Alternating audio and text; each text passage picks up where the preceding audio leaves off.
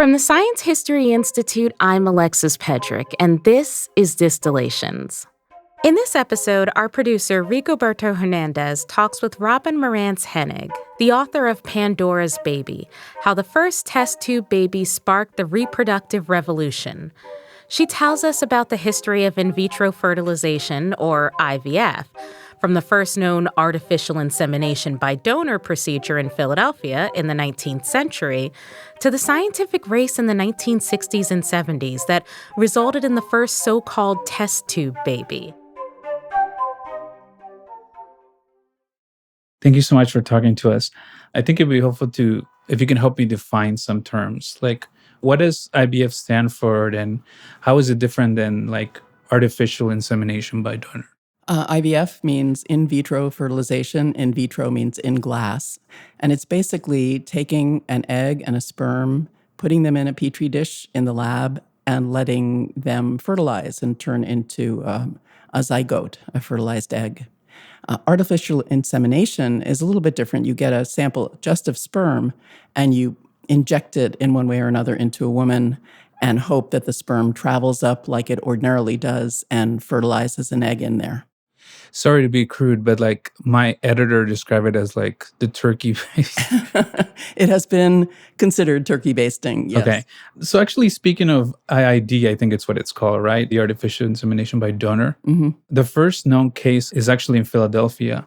Could you tell us about it? The first known case of AID, artificial insemination by donor, was in Philadelphia in the 19th century, and actually done in a situation that would be totally unethical now. It was Dr. Pancoast, who was faced with an infertile couple, and they didn't know why they weren't having babies, and in those days they always thought it was the woman's fault. But he discovered that the man wasn't producing sperm, but the man didn't really want his wife to know about that because it was a long-term effect of syphilis from, I think, maybe before he met her, but who knows.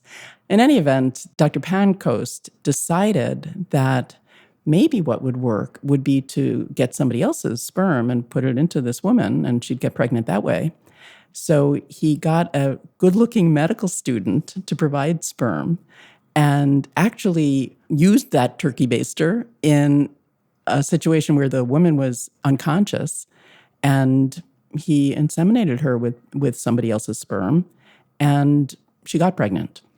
But nobody ever really told the couple until much, much later, and then only told the husband, and the husband said, let's not let my wife know about this.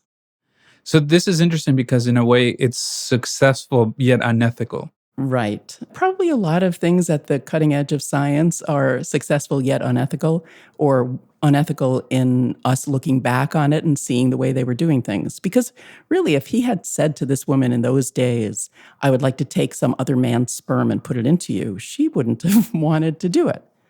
And for a long time, when that was done, it was considered actually adultery. Legally, those offspring were considered illegitimate, and the women were considered having committed adultery by having another man's sperm in her. In your book, you describe Prometheus, who is this character from Greek mythology. Can you tell us about him and how does he relate to IVF? Well, you can tell from, me calling the book Pandora's Baby that I look a lot to Greek mythology for inspiration. And Prometheus, who was also mentioned in the subtitle of the book Frankenstein, he was called the modern Prometheus. He relates to all of this because, according to Greek myth, he created man and gave man one bit of real information that the gods didn't want mankind to have, which was fire, and something that you could do a lot of things with. You had knowledge based on fire, you could cook meat based on fire, you could destroy things based on fire. And the gods thought that was something that only they should hold on to. And Prometheus, who loved mankind, wanted to give man this very important tool. So I guess, that's why Mary Shelley called Frankenstein the modern Prometheus. It was giving a bit of really kind of radioactive information to a cohort of people who could do with it anything. They could do great things with it, and they can do greatly destructive things with it.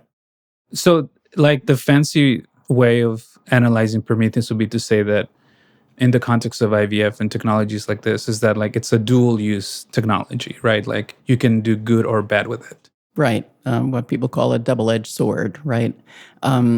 Yes, but also that knowledge is dangerous. I think it's a little bit of that too. There's elements of Eve eating the apple in the Garden of Eden. Knowing something could really go badly. So Frankenstein, written by Mary Shelley, what does that have to? How does that relate to IVF? Not just like big picture, but also like it's literal in some ways. It is kind of literal. It's taking parts of a person, putting them together, and animating them. I mean, that's what Dr. Frankenstein did with his monster. He found different pieces of human bodies, and then he used electricity to turn it into something that could actually move and eventually walk and talk and think.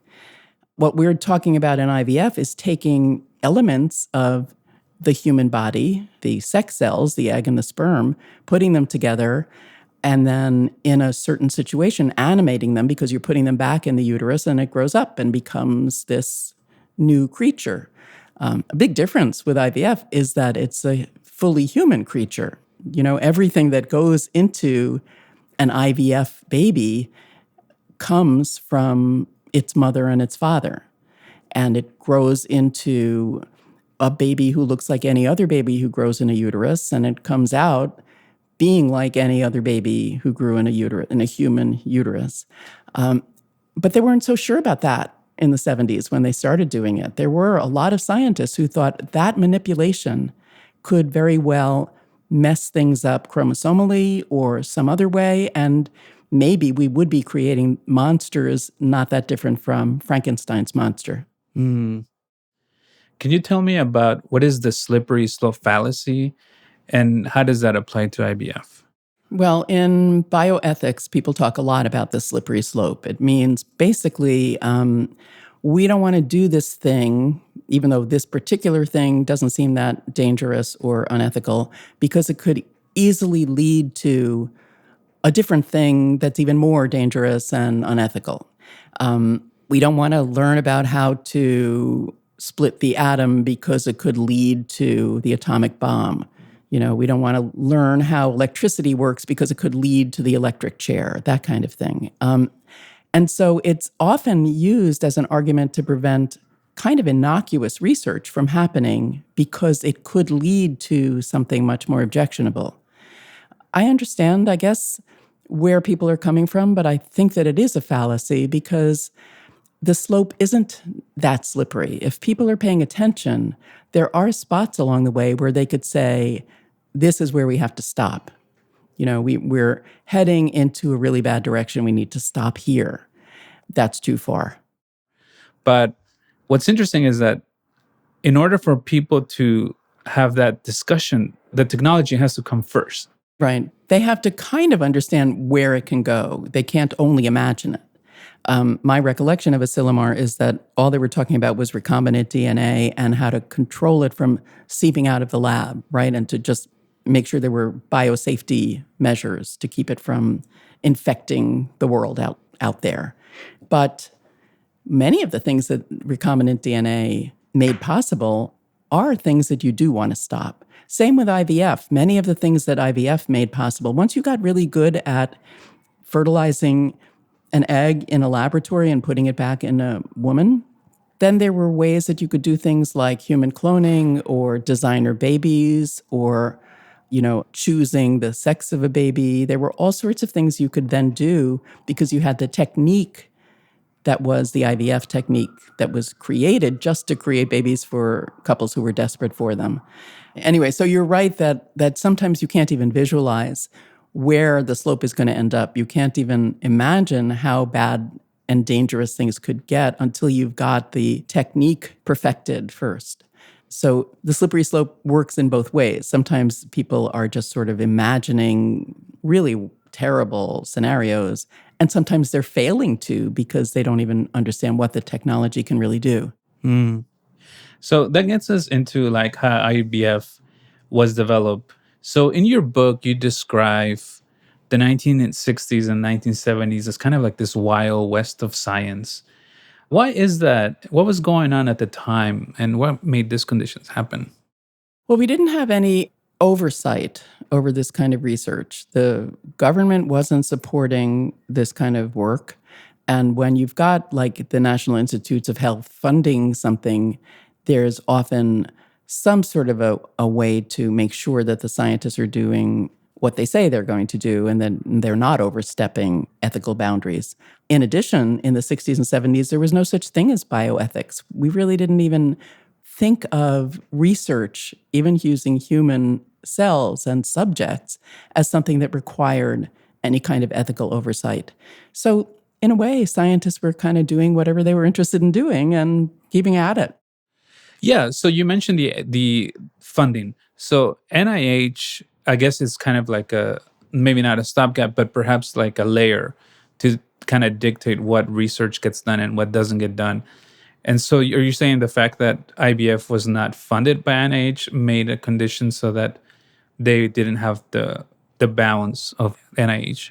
Right. And certainly they didn't have those bounds later on because once bioethics was created as a discipline in the 70s and 80s, there was a whole extra layer required of scientists who were getting federal funding for their research. They had to be approved by an institutional review board. They had to, meet certain standards to get informed consent from their subjects, to do things like limit the use of human embryonic tissue, although that ended up never getting federal funding. But they would have had to sort of march to a set of requirements for anybody who was getting federal grants to adhere to, and that never became a way that IVF was funded. So everything that was done, not only in the 60s and 70s, but ever since, has been paid for by the clients. And so there's a whole profit motive going on. For a little while, there was uncertainty about whether the IVF clinics were actually even giving accurate depictions of their success rates, or they were messing around with things to improve their success rates, like putting back a lot of embryos into the uterus so that they would get more success per cycle. And that's not so good for a woman having 2 or 3 babies at a time. So that level of oversight, we just never really had in this field. So does the fact that NIH didn't fund things, does that mean that they were less able to control it, even though they wanted to control it? Yeah, you could say that. They didn't have the kind of oversight that they would have had if their own money was involved. So let's talk about some of the people involved in this story. Let's talk about Landrum Shettles. Where is he? What kind of person he is? And what's motivating him to work in reproductive science? So Landrum Shettles was a brilliant young physician. He won all sorts of awards. He was very promising, but he was sort of an odd duck. So he didn't develop a big lab. He didn't develop a big mentorship situation or have many collaborators. He was sort of off doing his own thing. And his own thing was manipulating the human egg and doing as many things with it as he could, taking pictures of it, dividing and being fertilized, extracting it from surgical samples, trying to fertilize it in the lab, thinking about more crazy ideas about what to do with eggs, like cloning. He made a name for himself in, I guess, the probably 60s or 70s as somebody who promoted the Shettles method of sex selection, which was basically if you wanted to have a girl, do these things when you have sex, and if you want to have a boy, do those things. And it was a very popular book, and I don't know if it really was any more effective than a coin toss, but people believed in him. So he was a pop scientist. Like, he was written up in Life and Look, the big magazines of the day. He wrote popular books. He collaborated with a popular science journalist of the time to write additional popular books, including about cloning. And so he He was an odd duck, as I said. He just didn't have a constituency, so he was off doing things on his own. Yeah, I think it's worth pointing out that he did like really cool things like being able to create these photographs of almost like scientific quality, textbook quality images, right? But on the other hand, like you mentioned, he also does like pop science, like Right, right. So he was a funny combination. And yes, his photographs were thought to be quite impressive. They were in some textbooks. But then when he did research that he claimed was successful, like he said that in 1962 or maybe 1961 or maybe 1964, his records were terrible. He actually successfully fertilized an egg in vitro and then let it grow up to a certain size, which would have put him, like almost 15 years before when Louise Brown was born in England. But he didn't keep good records. So it was really hard to establish. He never really published that. He didn't go through the normal paces that scientists go through when they're trying to describe their developments. can you tell us about Robert Edwards, who is working on this very thing? So he's in England. How does he compare to Shettles? Kind of like these, I want to use the word foils of each other. Yeah, well, Robert Edwards had his own personality quirks. He was driven and single-minded, and I think beloved by some people and less beloved by other people. He was a mouse embryologist originally. He was a careful scientist. He was affiliated with Cambridge University. Shettles was affiliated with Columbia University. I mean, neither of them was a slouch academically. And he got interested in trying to figure out how to make babies possible for couples who desperately wanted babies. He encountered one in his neighborhood, which is what got him started on that. So he did the things that scientists do when they're trying to build a history of what kind of work they're doing. He published a lot. He sought out mentorship, including in the United States. He had a lab. He looked for collaborators. So he was much more of a traditional scientist type. One way in which Edwards kind of differentiated himself from Shettles is the fact that I guess he spoke better about what he was doing. And I mean, I guess Shettles also did spoke well because he got magazine features on him. But I think the anecdote that really encapsulates the way that Edwards is perhaps a better spokesperson for this technique is the fact that he would say, like, I'm not trying to create life. I'm trying to help it. Mm-hmm. Right. Life is always there. Right. I'm just trying to facilitate it. Yeah. I mean, he also had a nice British accent, which made him seem just like the right spokesman for this.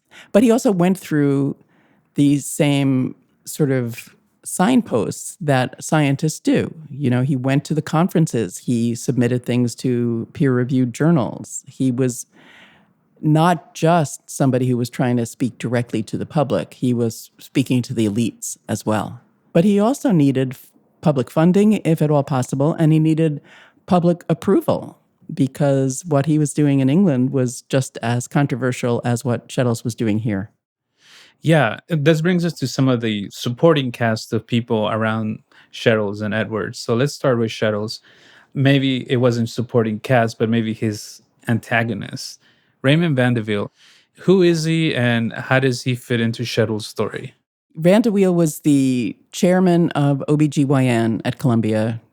Shettles was in his department, so he was his boss. And Shettles was a thorn on his side for a long time. Every time he published something in one of these popular magazines, Vandervelde kept trying to rein him in and felt like he was kind of embarrassing Columbia. Vandervelde was much more of a button-down kind of administrator type, and he didn't want to be embarrassed. So the time that it becomes like a real antagonism is the moment in the book when Shettles thinks that he has created an IVF baby and puts it into an incubator that he borrows from somebody else because he doesn't actually have any labs anymore. And Vandervelde finds out about it and takes it out of the incubator, puts it on his coffee table in his office, and actually opens the top to kill it. because he thinks that what Shettles is doing is premature. He doesn't have a good track record or an established track record of doing it successfully at all. And he has the intention of putting whatever was in that mixture back into a woman's uterus. And that worries Van de Wiel a good deal. So that's the main reason that the two of them are in conflict, because Shettles is off doing his own thing and Van de Wiel wants to rein him in. Yeah, it strikes me that Van de Wiel is saying to Shettles, you're not the right person. This is not the right time to do this thing. Right.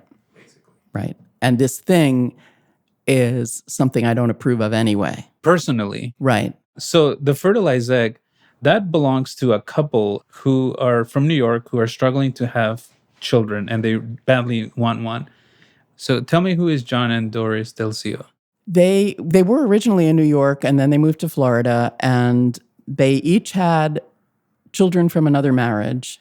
But Doris, in particular, really wanted to have John's baby. So she went through a lot of surgery because she had blocked fallopian tubes, which are the tubes that through which the egg descends from the ovary into the uterus. So it couldn't get through. And so first she got one opened up, and then she got the other opened up, and neither of them really worked. So she was a perfect candidate for IVF. I mean, IVF in those days existed specifically for women who didn't have tubes that could get the egg down into the uterus.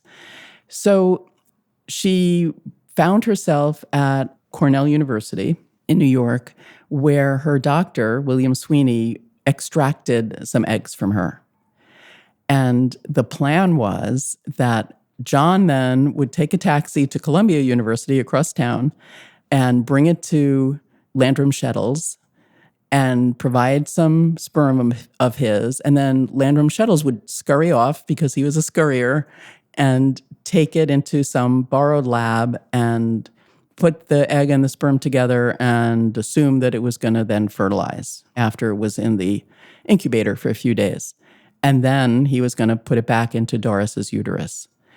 We don't actually know that that fertilization ever happened. This was 1973. At that time, Robert Edwards was barely able to fertilize eggs in the lab under very pristine conditions. It wasn't an inevitability that you just put them together and the sperm enter the egg somehow. So it was already like really uncertain whether this solution was really going to turn into anything for the Delcios, but that was the plan. I see. In your book, you describe this very vivid scene in which the husband jumps in a cab with the eggs and runs to meet Shettles, who is just in the lobby. Right. They just meet in the hallway somewhere, because, I mean, you'd think that something like this, you're meeting the esteemed doctor who's going to, for the first time in history, make an in vitro fertilized egg. You'd think it would be like at least in his impressive office. But Shettles actually didn't have an office. This was part of Van de Wiel's attempt to cut him off at the knees a little bit. He didn't have an office. He didn't really have a patient load. He didn't really have much of anything. He didn't have a lab. So Delcio, I think, just was eager enough to just get this thing done that he didn't really think about it. He handed him the eggs in a test tube, ran into, I guess, a bathroom to provide some sperm, came back, gave him the sperm, and Shettles ran off to do his thing. So across the pond, Edwards is working on this, and he gets a supporting team together. And one of the people that he enlists is Patrick Steptoe. Right. He is an English obstetrician and gynecologist. And what role does he play in the story? Well, Edwards knows that what he really needs is a source of eggs, and he can't get a good source in Cambridge. And he finds himself at a medical meeting where Steptoe is talking about a new way of retrieving eggs from women laparoscopically, which is basically just making a tiny incision in their belly, looking down through a tube, and using some very sophisticated technique to pull an egg out through that tube. And Edwards knew that that's what he needed. To do his research, he needed a continual supply of fresh eggs. So he hooked up with Steptoe. and they became Steptoe and Edwards, which I always think of as like a vaudeville team or something. But they were 250 miles apart. Steptoe was in Oldham, England, which is in the north, and Edwards was in Cambridge, which was, I guess, in the mid-range. And so he was driving up and down a lot every time there was a new source of eggs. And this went on for years before they successfully figured out how to make fertilization happen, make growth happen, because that's important too. You have to figure out not just how to fertilize the egg, but how to give it enough time in the lab to grow to a certain point where you can put it back into the woman. So Steptoe's contribution was the source of eggs. He had that technique, that laparoscopic technique. He was really good at it. So it was a match made in heaven. So when they're working together, I think it starts, was it in the late 60s up until like the late 70s? Probably. So they had a long relationship. Yes. And I guess the question is like, what is going on in that time period that it takes so long to do IVF successfully? A lot of failures are going on. I mean, they didn't even know which parts of natural conception were important to reproduce in the lab. You know, for a long time, Edwards thought that he needed to do something called capacitation of the sperm. He needed to somehow, he thought, manipulate the sperm in a way to make them strong enough to, penetrate the outer layer of the egg, because that's what happens in nature. It turns out you didn't really need to do that in the lab, but he spent months and months. That was wasted time. So a lot of those kind of, dead ends kept happening. Edwards and Shettles, I believe that they used their own sperm in some of this. Yes. And using your own sperm in some of these experiments was kind of a time-honored tradition because it was readily available. You didn't need to go find it. It wasn't great to use your own sperm if you were trying to create a baby that would grow into an actual baby, because then you're just creating these actual humans. But if what you're looking for is just a way to practice fertilizing an egg with sperm, I guess I can understand that. Why not use the one that's right there? Okay, so looking at it with our 21st century eyes, that seems unethical. Well, that's an interesting question about whether using your own sperm. I mean, they got the egg from generally the operating room because it was getting removed for some other reason, right? So they had arrangements with the surgeons to give them the leftover eggs or the leftover sections of the ovary that eggs come from. So that was anonymous. It was a technical, it was like a mechanical thing that they were working on just to see what they could do. And it was never going to grow up to anything more than a couple of cells worth before they destroyed it. So even with 21st century eyes, is using their own sperm, does that make it different ethically from using somebody else's sperm? It wouldn't have been the husband's either, because it was just some woman in the operating room who did, I think, sign away approval to experiment with my eggs as long as nothing comes of it. So, I don't know, it's an interesting question. Certainly, if there have been directors of IVF clinics who are known to have used their sperm to create the babies for their clients who paid for it, and then babies were created, and that is clearly unethical. But this strikes me as a little bit more of a gray area.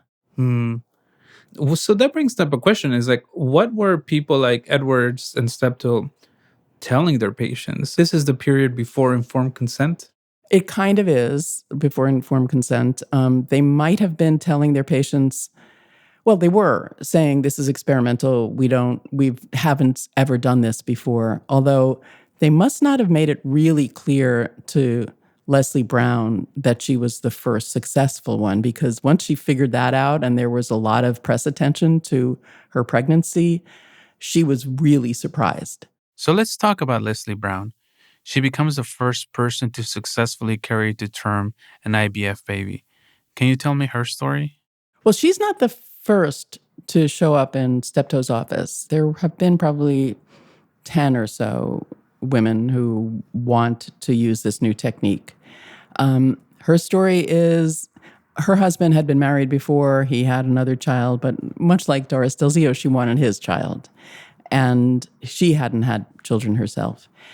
So she was pretty desperate, and she thought that Steptoe was going to be able to help her. But they didn't give a clear explanation of what their track record was, which had been zero until her moment. So Louise Joy Brown is born in 1978. Right. Can you tell me about how monumental that was for the people involved and society at large? Well, it was huge for Louise to be perfectly normal.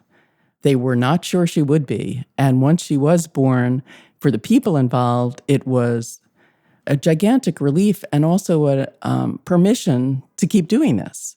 Because they, as I said, they had really been unsure about whether they were doing something dangerous. They were hoping they weren't. It made sense that they weren't.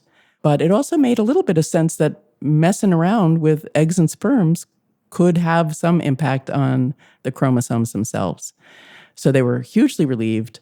The world, sort of paid a great deal of attention to her and her family. She was the baby of the century. She was going to transform our approach to family building, which is what happened. For a long time, every time there was a new IVF baby born, it was another headline. There were some born in Australia, and then there were some born in other countries in Europe, and then a few more in England. And it was always written up until 50 or so. And it was always newsmaking because it was so transformative as far as our understanding of what was possible. And all of them were normal. And once enough of them seemed perfectly healthy, we stopped paying quite so much attention. We stopped worrying quite so much. Was IVF in the public imagination, in the spotlight? What was the press reaction to it? When Louise Brown was born, there was gigantic attention to it. This was in July 1978. So she was on the cover of all the news magazines, and she was called the baby of the century. And there were lots and lots of photos, and there was a circus at the hospital where Leslie Brown was waiting for the baby to be born. So at that moment, there was tons and tons of attention. Leading up to it, less so, because there weren't a lot of moments for there to be press attention. There weren't a lot of times when anybody announced this is what we're doing. There were occasionally when they tried to get some public money, especially when Edwards and Steptoe tried to in England, there were a spate of really offended cartoons and lots of images of them playing God or of creating there was one cartoon I remember seeing where it was called IVF Lab, and there were just a lot of babies so old they were smoking cigars in these vats, as though that's what they were trying to do, was grow them up in the laboratory. I mean, there was uncertainty, a lack of clarity among the public about what IVF actually meant because it hadn't been done, and they didn't see evidence of it being a reasonable approach to creating babies. Yeah. Let's go back to New York with the Delzios and Shettles, because at this point, they're not able to have that IVF baby. Right. That IVF baby that Shettles supposedly created for them has been destroyed by Van de Wiel. They're devastated. So they sue Columbia and Van de Wiel. And the lawsuit takes its time, wending its way through the courts, and actually comes to trial the same week that Louise Brown is born in England. So 5 years later, in 1978. And I think because of the, synchronicity of that, people in New York were paying a lot of attention to this trial in a way they maybe wouldn't have if there hadn't been this successful baby born across the Atlantic. And actually, the fact that there was this successful baby born also suggested to the Delzios that theirs could have been a healthy baby too. Of course, it was 5 years earlier. It was done by Landrum Shettles in a hallway. So, I personally don't think there was fertilized egg in that solution that Van de Wiel opened up. But it changed the context of the lawsuit a little bit for there to be this healthy baby. It seems a little unusual to sue someone for the possibility that they may have destroyed their fertilized egg when it's not even clear that there was going to be a possibility to even make it work. Right. And they needed that as their underpinning of their lawsuit, that yes, that was, in fact, Doris on the stand said that was my baby. And I don't know if they truly believe that or if they were just looking for the money. I really don't know. I interviewed John Del Zio many years later, and Doris wouldn't come to the house. She didn't want to talk about this at all. So they felt like they had been wronged somehow, and this was the way they could figure out to frame it. Yeah. You know, that there had actually been a fertilized egg in there and that experiment had actually been terminated unfairly. Yeah, it seems interesting that these two families, the Browns and the Del Zios, kind of life diverged due to one successful IVF intervention versus the other one. Right. Well, their lives diverged, but also the timing was different. I mean, the other side of it, and the reason maybe Shettles wanted them to sue, is that he would have been first. And really, the only rewards go to the first. Nobody remembers who created the second test tube baby. Although we do remember, I remember at least, who created the first American test tube baby, Howard Jones, because he was a large figure in that field as well. This is Howard Jones and his wife, Georgiana Jones, who was actually more of the reproductive endocrinologist scientist type. Howard Jones was more of the interacting with the patients type. And so they got a position in Norfolk, Virginia, at Eastern Virginia University, that wanted to start the country's first IVF clinic, which is not really the kind of place you'd expect that to happen, but that's where it happened. They had to jump through a lot of hoops to get approval from the medical school there, from the state legislature, from the government at large, from the population, to be able to even begin to try doing IVF in Virginia.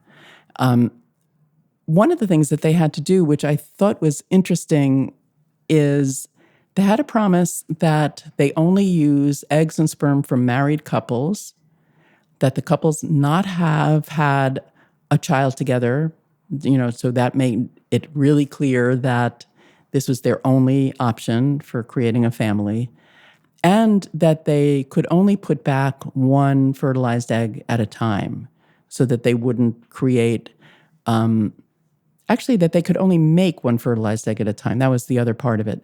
Only put it back one at a time so that they wouldn't create these multiple pregnancies, which are dangerous. The families might be excited because they get sort of 2 for 1, and then the family is built for a cheaper amount or something. But it's more dangerous to have a twin pregnancy or a triplet pregnancy. And the naysayers or the critics said, don't create more fertilized eggs that you have to then either discard or freeze, because that creates its own ethical quandary. You've got these bits of human tissue that we think are humans. I don't know what you think, you scientists, but we don't want you to have to deal with that. So for a long time, that is actually the way the Joneses worked. Only married couples who didn't have children, only one fertilized egg at a time. And then that's really not very realistic, certainly not the one fertilized egg at a time. And so without too much oversight or without too much public notice, they started doing it the way most IVF clinics do it now, which is get a bunch of eggs from the woman, fertilize as many as you can, freeze the ones you don't put back, and decide later what to do with them. The way that you're describing all the criteria they had to meet to do IVF, it almost makes it sound like you're kind of arming your case, right? You have to do this and this and this so that we can defend it in public. Yes, so we can defend it as purely family building, also purely heterosexual family building, because that would never have been something that people would tolerate.